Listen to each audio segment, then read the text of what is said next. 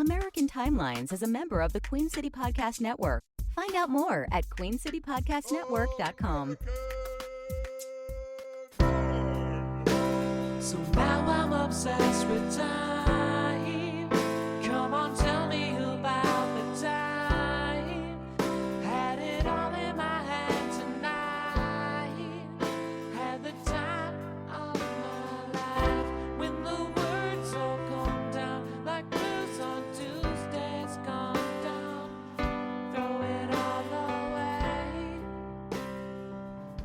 Throw it all away. Okay. We're officially recording episode 201 of American Timelines by History for Jerks. All right. Welcome to another episode of American Timelines. I'm Amy, and that is Joe. Yeah. And we're not only jerks, we're assholes. That's right. And I'm a bitch. That's right. And we are going to talk about 1958. Yes, we are too. Today. We are. Yep. We are going to talk about that. I think, yeah, 1958, if you recall last episode, those of you who listened, we got into April. We got April right at the beginning. Little beginning of April, yeah. But we're going to finish up April and jump into May. And then Amy's got probably something awful that I don't want to know about. Actually, it's kind of fun. Oh, it's a fun one? Well, but it's kind of fun. Yeah, it's kind of a fun Well, one. are there boners involved? Probably. Okay. Before we get started, let me tell you, listeners, beautiful, attractive, sexy listeners, about a little way you can get 56% off of your subscription for the next 10 days to Magic Mind. Go to www.magicmind.co/American and use my code American20 because you will find yourself happier and doing better and focusing more. Makes me feel good. Pete Holmes was talking about it on his podcast. Haha. And I'm talking about it on my podcast. Yeah, they're just like us, celebrities. Anyway, Magic Mind is a delicious little shot. You just do it real quick in the morning. The new recipe tastes delicious. I mean, you don't have to do it in the morning, but you can because it helps you cut out caffeine. If you drink too much caffeine, you don't need as much when you drink Magic Mind. So that's my link, and that's my code. It's got stuff like lion's mane mushrooms, cordyceps mushrooms, matcha. I don't know if it's matcha or matcha, but the compounds of matcha work together to prevent the spike in cortisol levels and the inevitable crash that comes from ingesting too much caffeine. So try it out. Check out my code. Again, it's www.magicmind.co/American. And the code is American20 to get 56% off subscription. And you need it. You got to do it. Well, let's just go ahead and start, shall we? All right. With April 2nd, 1958. Shall we do that? Yes. The date when Delaware became the first U.S. state in almost 47 years and the 7th state overall to abolish what? What do you think? It became the first state in almost 47 years to abolish something. Governor J. Caleb Bogg signed a bill that passed the state I have no House idea. of Representatives. What is Capital punishment. Oh. Yeah. Yeah. It always goes in and out of vogue, doesn't it? I guess it does. Seems to. Delaware's last execution, a hanging, had taken place on December 7th, 1945. Did you hear that senator recently said he wanted to have hanging by tree come back? Hanging by tree. That's lynching. Yeah. It's crazy what they're saying right now. Yeah, like it's almost unreal. It's almost like it's not real. Like, right. Reality's not even real anymore, what people are saying and doing. It's weird. Yeah. Anyway, that last hanging was Anderson D. Butler, who was executed for raping a child. Yikes. Sorry about that. Can you turn that off? No new U.S. states had acted since North Dakota had repealed the death penalty in 1911. So I feel like that last sentence makes me kind of be like, maybe capital punishment's not, Right. Sometimes it's okay, right? It's hard. Nobody because wants a child rapist. Right. When you have somebody like that, beyond a shadow of a doubt, is guilty of That's the something problem. that is that heinous, And of course. That's the anus. But You said the anus. but the problem is so many innocent people get put to death. And even one innocent person gets put to death. It's not worth it. It's not worth all the other ones who deserved it. Right. You just let them rot in jail. Who gives a fuck? Yeah, that's Put true. them in a cell. Well, it and costs money, right? let 'em That's rot. why. That's why they care. It costs more money to execute because of all the appeals. It costs way more to execute. So we save money by just letting them rot in a cell. Really? Yes. Yeah, but you got to feed them every day. It's 3 squares Yeah. a day.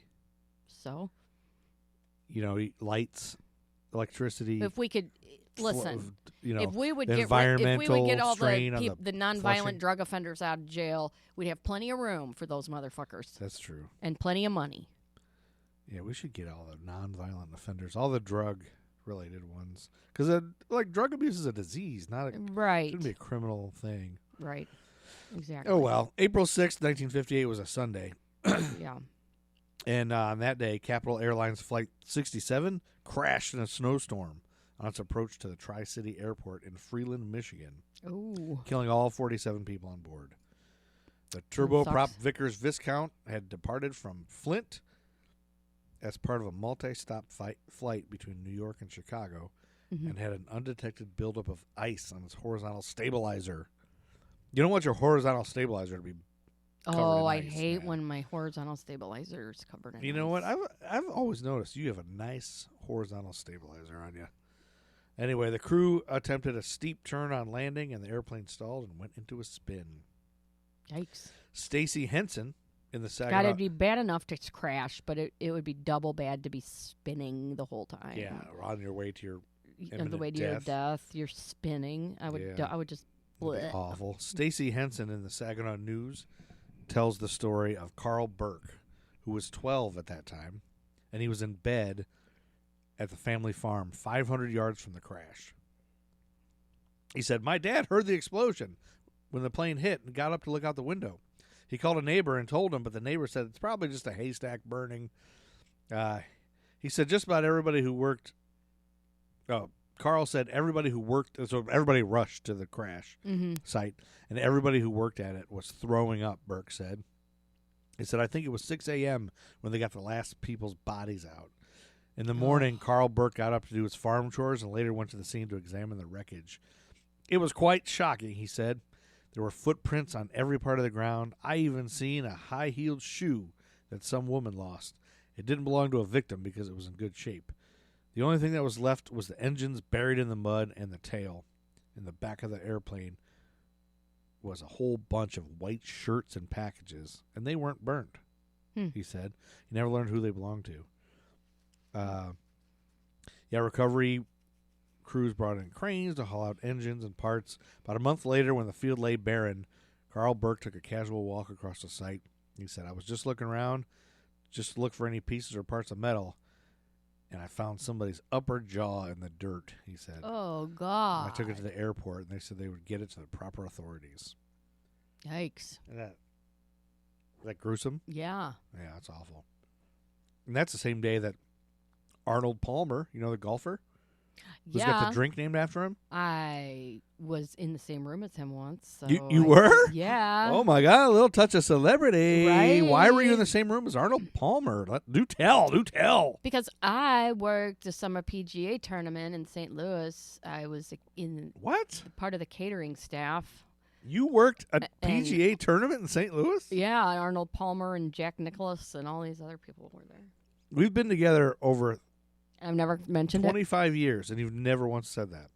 Yeah. Who else It was was there? it was my cousin Katie's stepdad's club that Okay. hosted the PGA tournament. You know what? I'm going to go on the record and I'm just going to say this. And it was swanky. Katie is good people. They had these big Wait, you worked there? buffets. You worked? You had Yeah. a job there?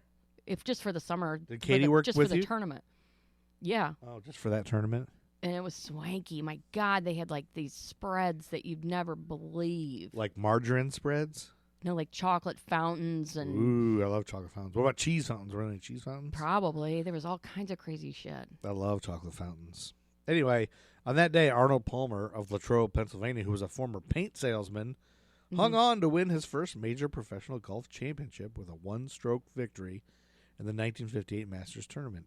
And if you had, if we had been doing this podcast back then, you could tell him that you knew that about him. Yeah, well, I didn't talk to him or anything. Well, Arnold, I know you've always wondered how Arnold Palmer learned golf, but he learned golf from his father, who had suffered from polio at a young age and was head professional and greenskeeper at Latrobe Country Club, which allowed young Palmer to accompany his father as he maintained the course. That's according to Wayne Stewart in his book, The Gigantic Book of Golf Quotations, which I'm going to get you for your birthday. Thank God. I've been waiting for that. I'm trying to get Wayne Stewart to be a regular on the podcast. Can you get it autographed for me? Yeah, The Gigantic Book of Golf Quotations. That's Yeah. If you know Amy, that's her thing. That's my thing. And speaking of St. Louis, on April 12th, 1958, which was a Saturday, the St. Louis Hawks defeated the visiting Boston Celtics by a single point to win Game 6 of the 1958 NBA Finals. And the championship of the NBA went to St. Louis, the St. Louis Hawks in the NBA. You ever heard of them? No. Did you know that St. Louis had an NBA team? I knew they used to have one, but I think it was called something different. No, it was the Hawks. I just told you. No, I know, but I mean, since then, I think they had another one. Really? Well, maybe they did. And that was called something different. I But wish I I might knew. be wrong. I don't Well, know. the Atlanta Hawks are the Hawks that I know, and I didn't know that they were ever in St. Louis. And I don't think a lot of people knew that because they started out in Buffalo as the Buffalo Bisons in 1946. Mm-hmm. And after 38 days, they moved to Moline, Illinois, where they were renamed the Tri-Cities Blackhawks. And that's how they got the Hawks name. And then in 1949, they joined the NBA as part of the merger between the NBL and the BAA. And then they moved to Milwaukee, where they changed the name to the Milwaukee Hawks. I didn't know they were the Milwaukee Hawks ever. This is crazy. I didn't know this. And then in 1955, they moved to St. Louis, where they won that championship. And they were in the finals in 57, 60, and 61. And then I think from there they moved to Atlanta in 1968. And they've been there ever since. So how about that? How about that? And we also have our first birthday that same day. So hit the music, wonderful Matt Truman and the great Matt Truman Ego Trip. Amy hates birthdays. Amy hates birthdays. All right, the birthday on this date, April, 12th, 1958? Mm-hmm. See if you can guess. It's a very famous Bulgarian athlete who held the world record for the women's 100-meter hurdles and won the 1987 World Championship in Plovdiv. No, I'm not going to know that answer to that one. Well, it's Ginka Zagorcheva. And that was flawless pronunciation, I'm sure. Ginka Zagorcheva! Ginka!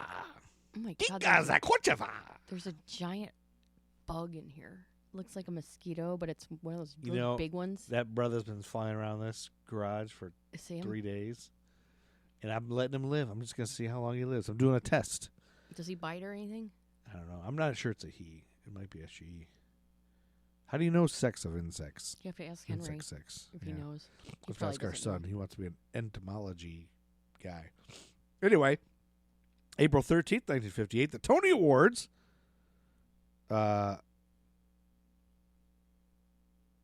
Hello? Did you have a stroke? The Tony Awards Oh. were presented at the Waldorf Astoria. Sunrise at Campobello was named the best play, and The Music Man was the best musical that year. Okay. Have you ever heard of Sunrise at Campobello? No. Campobello? I haven't either. That's the only reason I left it in there is I wanted to see if you knew what that was. April 15th, 1958 was a Tuesday, and the San Francisco Giants beat the Los Angeles Dodgers in the first Major League Baseball regular season game ever played in California. All right. Because they just moved there. Remember I told you about the Giants and the Dodgers moving from New York and Brooklyn? Yes. Now they're playing out in California. What do you know? And on the same day, April 15th, it was tax day. I don't know if it was tax day then, but one man was killed and 31 people were injured in a fire on the third floor of the Museum of Modern Art in New York City Oh, boy. when a worker let a cigarette fall on an oil-soaked drop cloth. Jesus. Yeah, see, they were remodeling. Put that anywhere, pal. They were installing an air conditioning in the museum, and most of the paintings by artists had been moved, but 6 works of art were damaged. One of Claude Monet's Water Lilies paintings was destroyed. Oh, my God. Alison McNeary of the Daily Beast recalls that shortly after noon on April 15th, electricians working on the second floor of the museum decided to indulge in the day's favorite lunchtime custom, a smoke. Yeah. Drop cloths covered the floor, open paint cans sat nearby, and it's believed a pile or 2 of sawdust were left where they had fallen. As to what happened next, the New York Times reported that authorities believed a spark from one of the workers' cigarettes fluttered away and landed on the sawdust, which went up in flames, igniting the drop cloths, followed by the highly flammable cans of paint. Yikes. That one little spark caused a deadly chain reaction and set in motion what would result in a destructive 3-alarm fire that raged through MoMA. 3 alarm. Yeah, 3-alarm. That's a lot of alarms. Mm-hmm. And they end up, a bunch of people went back in, like, to get all the other art, and they ended up doing like a fire line, like a fireman's brigade thing. Where they get That's where they got that name from. Yeah, that's where probably from this. Probably from I'm firemen. amazed there wasn't. I mean, I guess there were tons and tons of fires back in the day because everything was smoked. Made of wood. And everybody smoked. A lot of people didn't have electricity, so they used candles for lighting and kerosene lamps, and everybody smoked. So. If you had to guess, how many fires have there been? What? How many fires would you guess there have been ever in the world? I don't think that's an answerable question, honey. The answer is more than 7. That's true. Anyway, I'm going to move on. How about that? Yes, please. I got a whole bunch more on that museum thing. I have like 3 pages of information about the insurance that the museum received. And I just realized now that it was boring. Yeah. I got the good part though, right? Yes. Fire. The fire. You know, and the painting burning. Mm-hmm. And then Friday, April 18th, 1958, the first regular season Major League Baseball game in Los Angeles, California was played between the Dodgers and the Giants. So the first time they played in San Francisco. Also on that same day, according to Time magazine, on his way home at quitting time, Finnish-born William Heikkilä, 52-year-old man, found 2 men waiting for him outside the offices of the San Francisco engineering firm where he worked as a draftsman. One flashed a badge, and then he said, "Call my wife," to a fellow coworker. "Tell her immigration has picked me up." For 10 frustrating years, District Director Bruce Barber, the U.S. Immigration and Naturalization Services chief in San Francisco, had been waiting for a chance to deport him because he was sometimes a communist. And they were going to deport him back to Finland, where he was born. Under the law, he seemed to be clearly deportable. His Finnish parents had brought him to the U.S. when he was 3 months old. Man. But he had never become a U.S. citizen, and by his own admission, he was an active Communist Party member from 1929 to 1939. He fought off deportation with a 10-year series of habeas corpus writs, court restraining orders, and appeals, including one appeal to the Supreme Court. But in handling Heikkilä's latest delaying action in San Francisco's Federal District Court, his lawyer neglected to get a restraining order to curb immigration's Barber. That oversight caught Barber's watchful eye, and he sent Immigration Service agents to grab him and haul him away. I just can't believe that he came when he was 3 months old. So he's going to go back to Finland, where he's never been. It's like he's like one of the dreamers. Like a dreamer, yeah, a dreamer. But he did admit it was his own fault and his lawyer's fault, kind of, for not doing the right paperwork. And because he was a communist, that was part it didn't help, right? But they ended up getting him back pretty quick, and then it was the rest of his life was just a court battle to try to stay in the U.S. Until he died. Okay. So, yep. How about that? How about it? How about that story? April 20th, 1958, 420. All right. You know what 420 is? Yes. Every day, baby. The Montreal Canadiens won their 3rd consecutive Stanley Cup. I don't give a defeating fuck. the Boston Bruins. 420 is a state of mind. It is? 420 is a lifestyle. Yes. You live it every day. Every day. Smoke weed Faux every shizzle. day. Faux 4/21, 1958 was a Monday. Mm-hmm. All 47 persons aboard United Airlines Flight 736 were killed, along with a two-man crew of a U.S. Air Force F-100 jet fighter when the two planes collided at an altitude of 21,000 feet shortly after passing over Las Vegas. Man. You know, there was a lot of these collisions. Like, I know. air traffic is needed bad at this time. Air traffic control. And we have another birthday in Gaffney, South Carolina. Amy hates birthdays. Amy hates birthdays. What actress, one of your favorite all-time actresses, American film actor? Born. Yep. Her name is Rosalie Anderson MacDowell. But you know her as Andie MacDowell? Andie MacDowell, your favorite actress in Gaffney, South Carolina. That's not my favorite actress. It is, but it's not far from here. And she was born in Gaffney to Pauline Johnston, a music teacher, and Marion St. Pierre MacDowell, a lumber executive. She had three older sisters. Her mother was an alcoholic, and her parents divorced when she was 6, and her mother died of a heart attack in 1981 at the age of 51 after living sober for a year. She graduated from Gaffney High School in 1976, home of the Indians. Team colors black and gold. Notable alumni include Sidney Rice, who played for the Vikings, and Jenny Kabul from the Nerdy Night Out series. My former coworker, Jenny Kabul, Yep. who does Nerdy Night shows. And she was a guest, I think. Wasn't she on American Timelines? Yeah, I think so. Yeah, you met her. There you go. She went to the same high school as Andie MacDowell. Boom. You like that? All right. And she was a model originally. Somebody saw her and thought she was beautiful and gave her an acting gig. Lucky. And then April 23rd, 1958 was the 1958 Fort Campbell parachute tragedy. You know what that consisted of? What? A U.S. Army mass jump of 1,300 paratroopers of the 101st Airborne Division saw 5 soldiers killed and 137 injured when, after they jumped, the high winds began partway through the operation of Fort Campbell, Kentucky, and the winds blew everybody and their parachutes got all tangled up and everybody was a big mess. People getting injured. Shouldn't be jumping No. high wind. Yeah, that's Out of a probably plane. bad idea. And they said they knew they shouldn't have, but they did anyway because they've been like training for this for so long. They just want to get over with, I guess. That's some conjecture.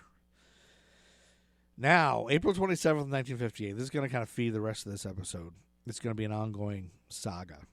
April 27th, U.S. Vice President Richard Nixon and his wife, Pat, made sweet, sweet love. Stop. No, they began an ill-fated 18-day goodwill tour of South America, stopping over first to Port of Spain and Trinidad before embarking the next day to Uruguay. And so we'll get to what happens in a little bit. Okay? All righty. Keep that Yeah. that in my hat. Make a note. And then Tuesday, April 29th, 1958, did you know that Alan B. Dumont, founder of the Dumont Television Network, remember it was like CBS, NBC, and Dumont was another one. He was the inventor of the cathode ray tube used in the first practical televisions, okay? So he knows his stuff about TVs. He received a patent on this date for another TV invention that would never be put into use. Oh. That it was called the Dumont duoscopic maybe TV set, which would allow 2 programs to be telecast simultaneously to the same set Oh, that's pretty with nifty. polarizer panels to allow different viewers to choose which of the 2 programs to watch and earpieces to hear separate shows. That's pretty nifty. So everybody be sitting in a room, kind of like Watching everybody their does own now, watching show. their own shit on their phone. Like he was Yeah. desperate for everybody to be like it is now, where everybody just staring at their own phone Yeah. with their headphones in and nobody talking to each other. Correct. But it never happened. Never happened. And I'm going to skip Michelle Pfeiffer's birthday, which is that same day. I'm going to just skip Thank God. that. And we're not going to go into the fact that her parents were originally from North Dakota, and that she went to Fountain Valley High School and graduated in 1976. Notable alumni including Stop David it. Denman, who played Roy from The Office. We're not going to get into any of that. Even though the team colors were blue, gold, and red, home of the Barons, we're not going to talk about Michelle Pfeiffer and her No. birthday. Good. Not even going to put the theme music in there. Stop it. This theme music. Stop. Okay, April 30th, 1958 was a Wednesday, Mm-hmm. and that's how it's pronounced. The U.S. Navy conducted an experiment to determine how high a basketball would bounce if dropped from the top of the Empire State Building. Oh my god. Of course, they couldn't drop it off the Empire State Building because of the danger to everyone below. Yes. So a U.S. Navy blimp hovered over its Lakehurst, New Jersey base at 1,472 feet, the altitude of the building's television tower, and dropped 12 basketballs as closely as possible to a target on a runway. Mm-hmm.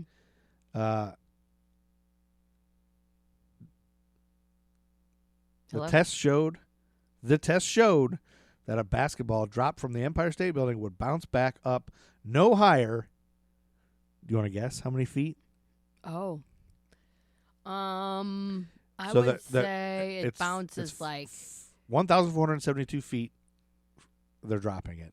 How high does it bounce back up? 10 feet. That's it? You think just 10? I don't know. 22. 22 Okay. feet 9 inches. Okay. Now That's you it. know. Yeah. Well, that's more than I thought. It's still not that high, though. Like, No. for that high, that far up, that's interesting. I've always wanted to know that. Now Maybe I a know it. Super Bowl would be different. Super Bowl would be way different. And Yeah. our dogs would chase it. They'd jump out of a window to catch one. Jeez. May 1, 1958 was a Thursday. We're into May now, babe. Alrighty. U.S. space scientist James Van Allen announced the discovery of Earth's magnetosphere. Oh. They didn't know it existed until then. Sweet. Everybody was just walking around not knowing about magnetospheres. The initial reaction was that it's now called the Van Allen radiation belt, located 600 miles above the Earth, and with radiation 1,000 times more powerful than expected, was that it raises a new obstacle to manned spaceflight. So spacecraft would now need to be redesigned to protect against all that radiation. Yeah. The radiation is so intense, a reporter wrote, that a space traveler could use his weekly tolerance dose of radiation in 1.5 hours. Everybody's got a dose of radiation tolerance Yeah. by week. Did you know that? What? Never mind. May 3rd, 1958 was a Saturday, and we got the Kentucky Derby in the 1958 Kentucky Derby. Do you want to guess who won? What horse won? No. The Triple Crown of American Secretariat. Thoroughbred Horse Racing. Tim Tam. It was Tim Tam. Okay. I only know one horse. Well, you don't know. No, now you know two. You know Tim Two, Tam. but two horse. I know Seabiscuit. Oh, Secretariat. Seabiscuit. Isn't that fictional? No. What about that was Mr. the real Ed? one. That was a real. Mr. Ed was fictional. Black Beauty. Fictional. Mr. Ed. Silver. Fictional. What was Tonto's horse's name? Copper. I don't know. Really? No. According to the New England Historical Society, on May 3rd, 1958, that same day, rioting broke out at a rock concert at the Boston Garden, where New York disc jockey Alan Freed was hosting a live broadcast of his rock and roll party show, and at least 15 people in attendance were robbed or assaulted. A grand jury in Boston indicted Freed a few days later for inciting the unlawful destruction of property. So here's what actually happened. There was 20 police on hand for 5,000 rock and roll fans who jammed into the arena. The first half of the show went smoothly, but during the second half, police interrupted the show several times, forcing Freed to quiet the audience. Like they stopped the show. Police stopped because the audience was too loud and having fun. Jerry Lee Lewis and his band had the kids dancing in the aisles, but the police again forced Freed to stop the show and make the audience sit down Jeez. at a concert. They're up and dancing. Oh my God. Then Chuck Berry came on the stage to close the show out. Yeah. Again, kids are dancing in the aisles. It's Chuck fucking Berry, baby. Right. Get out of here, Chuck Berry. Stop looking at my wiener. That's right. God damn it. You know what? But he makes you dance. He do. And the kids, again, were dancing in the aisles, and the police forced Freed to make them sit down. One of the police officers refused to dim the house lights.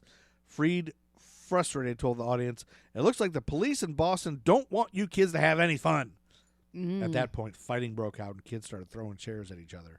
Jesus. And Freed got blamed for inciting the Yeah. melee with his remarks, but the fight may have been a result of a gang rivalry. We're still not sure. Well, he didn't make it any better. He didn't. But Chuck Berry hid behind the drummer to get as far away from the scuffle as possible, and then the crowd poured out into the streets, and there were arrests, and there were stabbings reported, and sluggings, and Jesus, robberies, great. and rapes.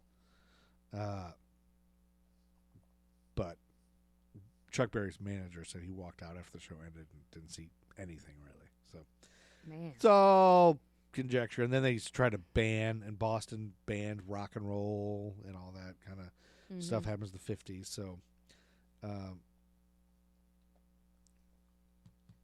you're getting your elbow cleaned. I'm getting my legs cleaned and my elbows cleaned. Our dog is cleaning your elbows, and good girl, Wheezy. Good dog. At least she's not chewing on a ball.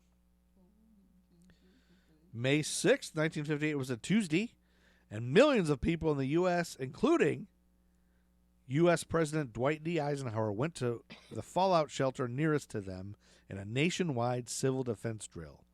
Operation Alert 1958. We should ask older people if they remember this. The exercise was held in 46 of the 48 U.S. states, with Michigan and Indiana excused from participation because of pre-scheduled statewide events. Oh. At 10:30 Eastern Time, sirens signaled that persons outside should look for the nearest shelter as an exercise for the time that a nuclear bomb might be dropped on the area. And the drill ended after 10 minutes. Nationwide Man. bunker drill. We're going to get back to those days, I guarantee it. Oh, yeah. Where are we going to go, though? We're going to have to build a bunker, huh? Yeah, I guess. In the backyard. Hey, our podcast studio could be a bunker. Where? I mean, we could build a podcast studio in a bunker. Yeah, maybe. That brings us to May 8th, 1958, when, I don't know if you know this, but U.S. Vice President Richard Nixon was threatened by a hostile crowd of 2,000 leftist rioters while he was visiting Lima. Sorry. Yeah. I'm used to Lima, Ohio. I know. Ohio's filled with Toledo instead of Toledo, Lima Yeah. instead of Lima. Right. There's one more. There's another one like that. They're all like that. It's Oregon. not just Ohio. It's all around the country. They just take words yeah. and say them wrong. Okay. Anyway, he was threatened by a hostile crowd of 2,000 leftist rioters in Peru as part of an official tour of South America. Nixon got out of his automobile to confront demonstrators who had massed outside of the University of San Marcos and was spat upon, grazed on the neck by a stone, shoved, and booed. Oh, my. A reporter at the scene wrote, pale with anger, but keeping a tight smile on his lips, Mr. Nixon stood his ground for 4 minutes, though engulfed by screaming demonstrators. Wow. He challenged them to face him in a debate. All the demonstrators. Oh, my God. Yeah. So this Yeah. was this trip where he almost got killed and all this stuff. And that brings us to May 8th. That's May 8th, 1958, which is a Thursday, and you have something Yes. that happened simultaneously. Yes. Or simultaneously, as the kids say. Yes. And we'll get there. But I am going to talk about the Shoe Bandit. The Shoe Bandit. Okay. This So- is interesting. In 1958, a shoe bandit had San Diego and Coronado on edge. Oh, okay. And he would accost women as they walked home at night from the bus or the ferry, knocking them to the ground and stealing just one shoe, usually the left. Really? He would just take left shoes. He sneaked into homes and took leather pumps, stilettos, sandals, hundreds of shoes, discarding many of them later in the crawl spaces below other houses. Sneaked or snuck? Sneaked. Are those both acceptable? I think they are. I think snuck is a word. Snuck? I Maybe. snuck? I don't know. All right, Maybe most not. of the victims were not seriously injured, but several were hospitalized with fractured skulls or broken bones. One was hit with a bowling pin. Another was the butt of a screwdriver. Okay. And the men and women were scared. The whole community was scared. Everybody was scared about the Shoe Bandit. There was a teen at the time named Bill Geis. Bill Geis? How do you he- spell Geis? G-I-S-E. Okay. He was a teen at the time when the Shoe Bandit came into his house at 1 a.m. one night. Ooh. His mother woke up and screamed, startling the intruder, who dropped the shoes he was stealing and fled. He dropped them like the whole point he came in there was for the shoes, he bruh. got nervous, I guess. He got nervous. dropped Geis the was shoes. quoted as saying, "This was a place where there was hardly ever any crime. Nobody locked their doors. That's how he was able to get in so many places." What city was this in? Coronado. Coronado what? California, I think. California. Stories about him ran in the local newspapers, small items at first, tucked on the inside pages, and then on the front pages as the number of incidents in the community's alarm increased. It started growing. Teasers to the evening TV broadcast asked, "What makes the shoe bandit tick?" So unnerved was the populace that some residents bought dogs and guns for protection, sometimes with tragic results. In one Ocean Beach home, a 4-year-old boy found a loaded .38 caliber handgun in a box by a bed, newly purchased, the owner told police, because of the bandit, and accidentally shot himself in the chest. You know, I think about this, gun sales and dog sales are increasing because of a shoe bandit. Right. So wouldn't it be smart for those industries to, well, guns already do that. They already, like, manufacture fear to get people to buy them. I guess that they already do that. Right. No, That's never true. mind. Yeah. All right. So maybe this is a shoe bandit's fake just to increase sales. Maybe. So the police were criticized because they couldn't catch this guy. Yeah. Stupid police. They would send undercover officers onto buses and the Coronado Ferry, which, because the bridge wasn't not built yet at the time. Who's the Coronado Ferry? What's his name? No, Lance? Ferry. Just kidding. On at least 2 occasions, vigilantes beat up an officer they mistook for the bandit. Okay. So what makes the story remarkable over 6 decades later, beyond all the colorful details and the way it's vividly recalled by those who were there, is what it says about its time and place. In a modern world where terrorism means bombs and guns being used to kill people by the dozens, the idea of a shoe bandit terrorizing a community seems kind of quaint. Yeah. So this whole spree started in September of 1956 in Coronado, and then 2 months later in San Diego. Okay. The first story in the San Diego Union to identify it as a series by a shoe bandit, published in February 1957, started this way, quote, "An eccentric young thug who attacks women to steal their shoes found a 5th victim when a 24-year-old aircraft clerk typist was slugged in Claremont. She was walking home after getting off the bus. A man knocked her down from behind and took one of her shoes, but not her purse." So then by September of 1957, more than a dozen similar instances had been reported. Wow. Twice, he attacked more than one woman on the same night. Newspaper columnists began working on items about the bandit. One, under the heading Shoe Bandit Talk, relayed the story of a man who chided his wife, maybe in jest, maybe not, for living recklessly by wearing a new pair of shoes after dark on their 10th wedding Yeah, I wouldn't do that, dinner. lady. Put them new shoes somewhere else. Another column item spoke to the small-town nature of the community. It noted that the most recent victim was the mother of one of the first. Oh, really? "The shoe bandit had better start a reference file," the columnist wrote. Even Jack Murphy, the popular and influential sports columnist who would later have the Mission Valley Sports Stadium named after him, Oh, that guy? which is now called Qualcomm Stadium, Qualcomm? got into the act. In a September 1957 column, he wrote, quote, "Life is very perplexing. Gals in San Diego wonder if they should go barefooted until the shoe bandit's caught." Yeah, those ladies should go Eric barefooted. Callan, who lived in Bay Park and was in elementary school at the time, remembers watching cartoons on TV in the afternoon and hearing the newscasters say, "The left shoe bandit strikes again." As a 7-year-old, he found the whole thing bewildering. Why would somebody want to steal some stinky shoe? Do you think he's like a weirdo with a foot fetish? Oh, yeah. He said people talking about it on television really seemed upset and terrified. And when he Yeah. asked the grown-ups in his own life what was going on, they would change the subject. So on at least 2 occasions, police announced they had brought in for questioning someone they thought was the bandit.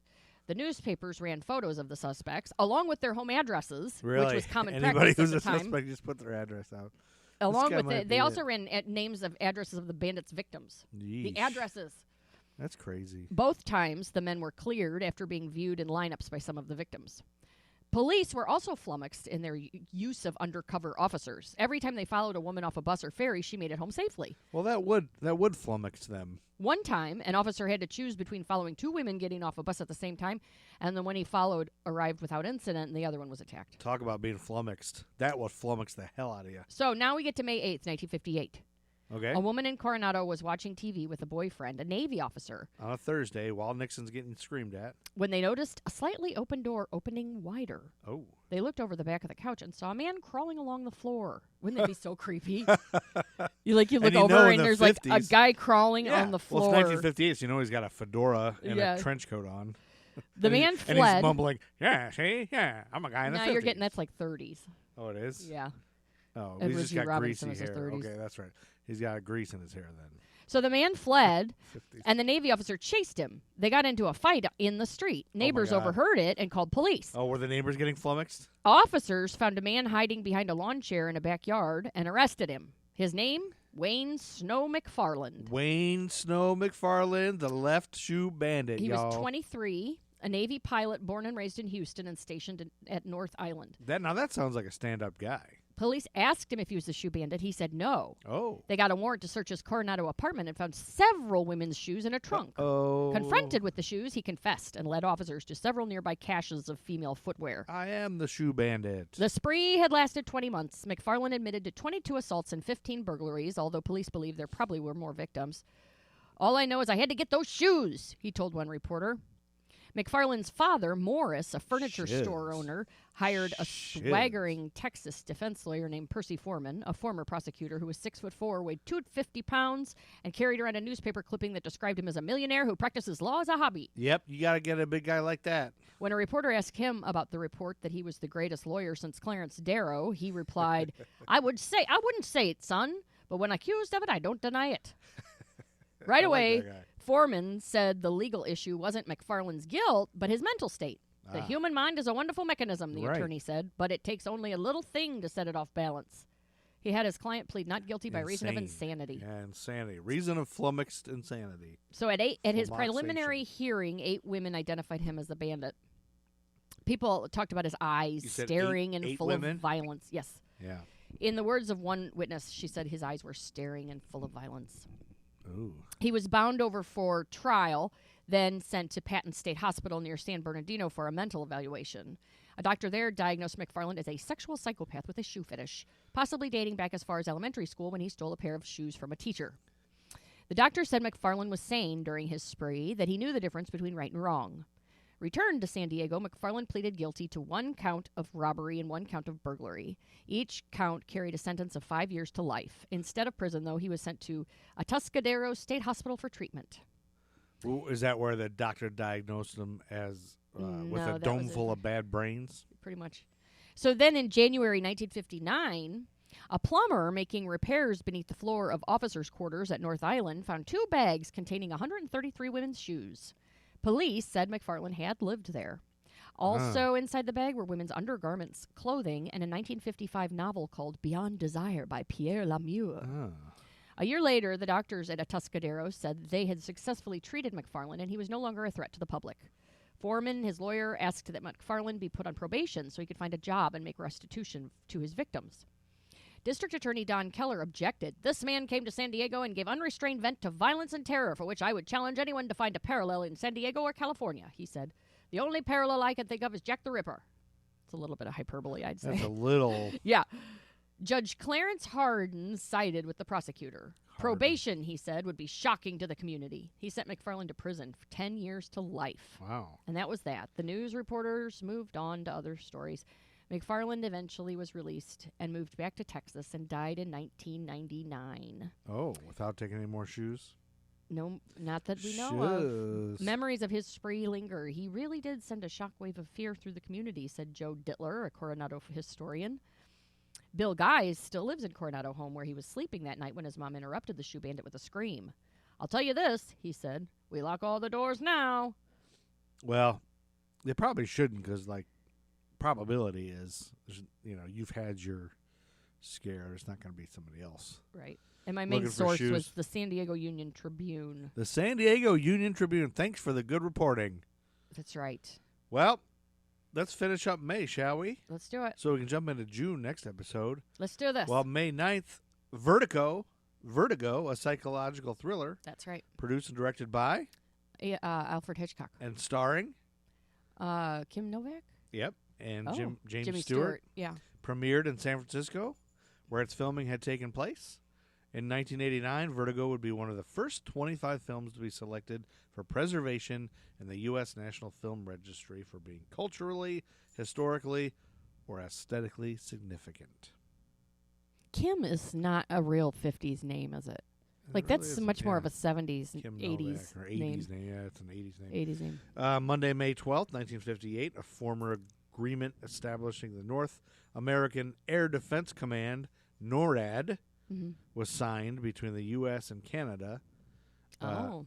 And we've heard a lot about this recently. I was going to say, it sounds familiar. because it's they're the ones shooting down the balloons. Aha. You know, because it's all these balloons hovering between U.S. and Canada. I didn't know NORAD existed, but they're the people who patrol the Oh. sky, and this is kind of when the agreement to put that together happened. Oh. May 12th, 1958. And then May 13th, 1958 was a Tuesday, and a hostile crowd in Caracas, the capital of Venezuela, carried out a violent attack meant to injure the Vice President of the U.S., Richard Nixon, along with Venezuela's former minister, Oscar Garcia Velutini. Because of violence at an earlier visit to Peru, Nixon and his wife traveled in a closed-top car rather than a convertible when the motorcade was slowed down by heavy traffic. When Caracas police stood by, the crowd cracked the bulletproof glass windows of the car with rocks and with their fists and tried to overturn the car. 12 U.S. Secret Service agents were traveling with Nixon and drew weapons, preparing to fire into the crowd, and Nixon ordered the agent in charge, Jack Sherwood, to hold fire unless Nixon gave the order to shoot. Oh. Nixon had earlier received intelligence briefings that indicated that he might be the target of an assassination attempt in Caracas. Oh, man. And that's the same day that Ben Carlin from Canada Mhm. became the first person to drive around the world, What? arriving back at Halifax, Nova Scotia, How do you drive around the world? almost 8 years after his departure. It took him 8 years after his departure in an amphibious jeep called Half Safe. He left on July 19th, 1950. He just got there back 1958. So it's a jeep that converts into a boat. Oh, my gosh. And he drives off the coast, and then it turns into a boat. And so if you look this up, look up this guy, Ben Carlin of Canada. He had his wife with him, and then I think by the time they got to, like, Australia, she, like, gave up and was like, fuck I'm you. going back home. Yeah. Like, this is ridiculous. I can't do this anymore. But the ocean, like going just across the ocean for one, Mhm. they had tried it a bunch of other times, and they had to like they had to increase the fuel tank on this I would say hybrid so. vehicle to like really get by. They were hallucinating different times Oh, from my just like God. Why would you want to do months that? and months in the of Seeing nothing but just water? nothing, and even the drive. Like they drove through the desert. They Oh, went through God. like Morocco, and then they went through like This is probably dangerous, Afghanistan too. and everything, like Russia, they just went everywhere. Like if you look it up online, even on Wikipedia, you can kind of see Mm-hmm. they say from country to country that they went to, but they stopped on tiny islands, the Azores, in the middle of the ocean, Atlantic Mhm. Ocean. But as they went, different countries were welcoming them, like and wanted to help them at this point because they were just like they were doing something amazing. Sorry. So, anywho, May 14th, 1958. I hope all these sounds outside aren't. Sounds like they're destroying the I know, right? neighborhood. I don't know what they're digging. But May 14th, 1958 was a Wednesday. And Nixon and his wife, Pat, cut short their tour of South America after being summoned home by U.S. President Eisenhower. And the purchase of a new Air Force One, approved by President Eisenhower, and for the first time, a jet airplane would be used to transport the U.S. president that same day. Oh. that they came back. I think that some of this had to do with them purchasing a new one. And then May 16th, 1958, in a rare example of a death caused by a caged animal at a zoo, Mm-hmm. a child visiting the Washington Zoo with her grandfather was killed when she wandered through an opening in an outer barrier and got close to a lion's cage. The 2.5-year-old girl was pulled into the cage by a lion, Oops. and despite efforts by the grandfather to pull her back out, the lion was stronger. Oh, no. Yep. Wow. And that same day, an experiment by a minor league baseball team of placing a live microphone at home plate was started by the Keokuk Cardinals of Keokuk, Iowa, a member of the Midwest League. Broadcasting over the public address system at Joyce Park and controlled from the press box, the sounds of conversation could be heard by the spectators. The first use was in the first game of a doubleheader, with Keokuk winning 1-0 over the visiting Waterloo Hawks. Mm. The talking home plate was soon discontinued after team management found that it could also broadcast profanity Yeah. and other foul language over the PA system. That's what I was going to say. Yeah. And then May 20th, all 11 people aboard Capital Airlines Flight 300 were killed when the Vickers Viscount 745D was struck by a Maryland National Guard T-33 training jet. I think it's Viscount. I know there's an S in it. Oh, Viscount. I think it's pronounced Viscount. Viscount. Yeah, I think you've corrected me on that before. I'm a dumbass. What can I say? No, you Anyway, just learned it from reading it. That doesn't mean you're dumb. Wreckage of the airliner fell onto a farm near Brunswick, Maryland. The plane, which had room for 48 passengers, was carrying only 7. Was approaching Baltimore at the end of a flight from Pittsburgh, where 27 of the people on board had departed after arriving from Chicago. Luckily, the flight instructor was able to eject before the crash and parachuted to safety. Yeah, it seemed like they had a lot of these military jets. You know, there's more and more flights, I think, and they don't have good control yet. And then May 22nd, Dwight D. Eisenhower became the first U.S. president to appear on color television. Oh. Appearing on the Washington, D.C. television station at the dedication ceremonies for the new NBC's affiliate. That was the first time he was broadcast in color. That is sweet. Yep. And did you know that on May 23rd, 1958, 2 comedians were born on the same day? American comedian Drew Carey in Cleveland, Ohio, and Leah Delaria in Bellevue, Illinois. You know who she is? No. She's known for being the first openly lesbian comic on television. Oh, sweet. And she was in Orange is the New Black. Big Boo. Oh, yeah. Big Boo, baby. She's funny. She was funny. She's great. And on May 28th, 1958, the U.S. House of Representatives voted for the second time in 8 years to admit Alaska as the 49th state of the U.S., with the measure passing 208 to 166. Man. And then May 29th, 1958, Peter Anthony Manuel, an American-born resident of Scotland, was found guilty of 7 counts of murder by a jury in Glasgow and sentenced to death by hanging. Oh. He was dubbed the Beast of Birkinshaw. Oh, have we talked about him? I don't think. I wonder why. I wonder when. Well, if he was killed then, I guess it would be before the 50s. Maybe. Who knows? Maybe it was way I mean, before. there's so many covered murders. every murder. Yeah. I can't believe we haven't, because we've done a lot of these episodes. Yeah, that's true. And then that brings us to May 31st, 1958, which possibly this could be the greatest happening we've ever talked about on any episode. The first Pizza Hut restaurant was opened.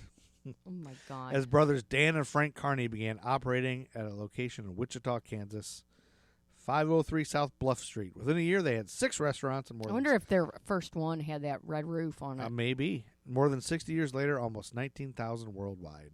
I bet you could Google it and see the very first Pizza Hut and see what it looked like. That was the same day that public buses in the Louisiana metropolis of New Orleans were fully integrated for the first time in the city's history. Wow. After an order from U.S. District Judge J. Skelly Wright, eliminating the practice of requiring African Americans to sit at the back of the bus. Good.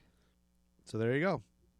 Progress. Slow but steady. At a snail's pace. And stay tuned for the next episode where we talk about June and July 1958.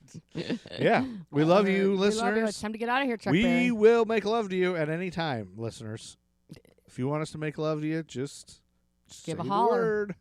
All We're open. We have an open marriage. Get out of here, Chuck Berry. Get out of here, Chuck Berry. Stop looking at that junk. Don't try her, man, 'cause she dead.